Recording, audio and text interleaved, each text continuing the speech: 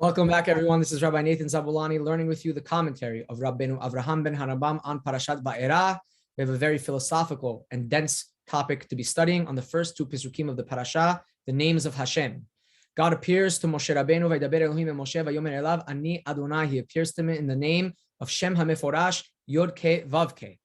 And he says to him the uniqueness of this revelation. When I appeared to Abraham, Yitzchak, and Yaakov, it was through the name El Shaddai. Ushmi Adonai, but the Shem HaMeforash, this four-letter name, Shem Havaya, Lo Nodati Lahem. I did not reveal myself. I did not make myself known to them. This is going to be our topic. I must confess that this information is way above my head. And what I'm sharing with you is going to be some of the commentaries and the approach of Rabbeinu Avraham and Harambam, as well as the approach of Rambam in Moreh Nevuchim Chelik Aleph, chapter 62, which we're all going to be basing this information off of. So the question is as follows. All the Mefarshim ask a question on these Pesukim. Abarbanel, in his style, would ask questions in a very clear fashion and then provide the answers. His question is as follows. What's going on over here? We know that plenty of times Hashem revealed himself to our Avot with Shem HaMeforash, with that four-letter name, Yod Ke Vav Ke. In the story of Ben Abetarim that breathed with Avraham, Ani Hashem, Yod Ke Vav Ke, Asher Tzidich HaMeor Kasdim. Also to Avraham, Vaera Hashem El Abraham, God appeared to Abraham in Shem Havaya. So why is it being said over here that he did not appear to them with that four-letter name, Yod Ke Vav Ke Shem HaMeforash? That question is asked by all the Mefarshim. We're going to see three commentaries before Rabbeinu Avraham. Rashi says that there's a difference between the level of fulfillment of promises for the Avot and for Moshe. Hashem made a lot of promises to the Avot. He fulfilled every single one, but not in the times of the Avot.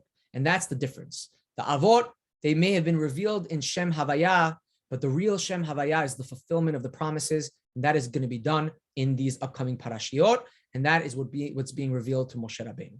That's the approach of Rashi. A beautiful explanation, fits very nicely with the flow of the Pesukim. The Ibn Ezra and the Ramban say that it really has to do with the level of miracles that are taking place. Many miracles happen to the Avot, many miracles happen to Bnei Israel, but there's a main difference between them. To the Avot, these miracles were somewhat minimized, private, and were not a dramatic change outside the realms of nature. However, to Bnei Israel, what is going to be happening for the Makot and Yetziat Mitzrayim, these are tremendous miracles, public miracles, and miracles that are drastic manipulations and changes outside the realms of nature. And that is the difference of the revelation to the Avot compared to the revelation that is taking place now to Moshe and to Bnei Israel. The Ralbag has a very different approach to this. He says that it's not talking about the Avot here that he did not reveal himself to. Read the pasuk carefully. He says, Lo nodati lahem. I did not reveal myself with Shem Havaya to them. And that's not going back on the Avot, says the Ralbag, but rather it's going back to Bnei Israel. He did reveal himself, Shem Havaya, to the Avot, and he's not revealing himself to Bnei Israel. He's revealing himself to Moshe. Moshe, in that nevuah, is revealing certain information to Bnei Israel, talking to Paro, but this revelation, the uniqueness of Shem Havaya, is not to be discussed and to be revealed, at least not now, to Bnei Israel. These are beautiful approaches. We're going to see the approach of Rabbeinu Avraham ben Harambam in a moment. If he says that if you look at the way Hashem appears to the Avot in El Shaddai, it's always done in a manner which is not descriptive of God. It's just El Shaddai. No more information. It is almost like the essence of God with that name El Shaddai. Vayomer elav ani El Shaddai, he says to Avraham, Hitalech lefanai ve'yeh tamim. You, Avraham, be good, follow in my ways. There's no description of God. It's the revelation of the essence of that name El Shaddai. To Yaakov, he says, Ani El Shaddai. He reveals himself, El Shaddai. There's no further characterization of God. There's no further description of God. And it's just a command to Yaakov, be fruitful, multiply. When Hashem reveals himself to the Avot in Shem Havaya, Yod Ke Vav Ke, Shem HaMeforash, it's descriptive of God. Vayomer elav, Ani Hashem. But it doesn't end there. Asher hotzeticha me'or kasdim. The revelation is not purely Shem Havaya, but rather it's descriptive. It is characterizing God in a way by describing him as the God to Avraham who had taken him out of Ur Kasdim. Similar with Yaakov, Ani Adonai. It doesn't end there. Elohei Avraham Avicha, Elohei Yitzhak. I'm explaining who I am to you. It's not just Shem Havaya. It's a lower revelation. It's a descriptive revelation of God in that sense. But Moshe Rabbeinu, says Rabbeinu Avraham ben Harambam, it was not descriptive. The same way he appears to the Avot in El Shaddai without any additional descriptions, but rather the essence of the name.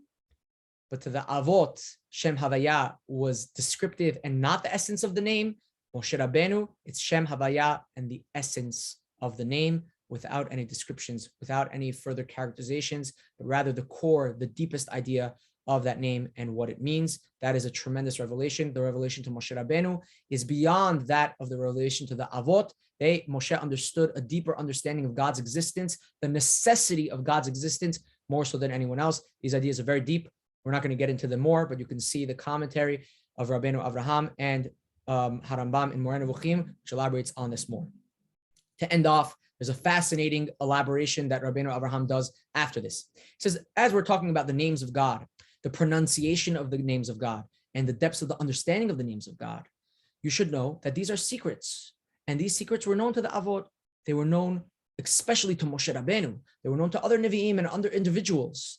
But don't think that these people used the name of Hashem in order to perform miracles, in order to manipulate nature, in order to do what they wanted to do. Not so. And he proves this. Moshe Rabbeinu, who had the greatest understanding of these names, when he is asked to provide for Bnei Israel the meat, he says, Me'ayin li basar. Where am I going to get meat from? How am I supposed to do this? Wait a second, Moshe. Don't you know the pronunciation of God's name? Don't you know the meaning of God's name? Can't you use this in order to perform this miracle? No, Moshe says, I can't do this. When they ask for water, he's not able to do this. And there's no safek, says Rabbeinu Avraham, that if Moshe, who knew the depths of these ideas more so than any other human being, was not able to perform these miracles, rather these miracles are done by Hashem, Hashem's will, not by a human being, almost manipulating God by the mentioning of these names like some kind of an incantation, like an abracadabra, in order to manipulate nation, in order to get done what they want to get done. Rather, these miracles were done by Hashem. And anyone, he says, that claims to be able to do this is a liar, is taking advantage of the people. You cannot, this is not the way it's done. If Moshe did not do that, if Moshe did not use the names of Hashem in order to perform these miracles, then certainly anyone else who claims to know these things and to be able to manipulate nature by using these names is not being honest with his abilities. This is the approach of Rabbeinu Avraham, the approach of his father Rambam. There are other opposing views on this matter in Judaism, but it's important to know that this family had this approach and this tradition. Thank you very much for joining us on this learning of Parashat Vaera with Rabbeinu Avraham and Harambam. Again, these ideas are way above my head. We really just touched the surface. We provided many different explanations, and thank you very much for joining. I apologize if I made any mistake or was not clear or was not properly descriptive of these ideas. Please join us for next week's class of Rabbeinu Avraham ben Harambam on Parashat Bo. Have a great day, everyone.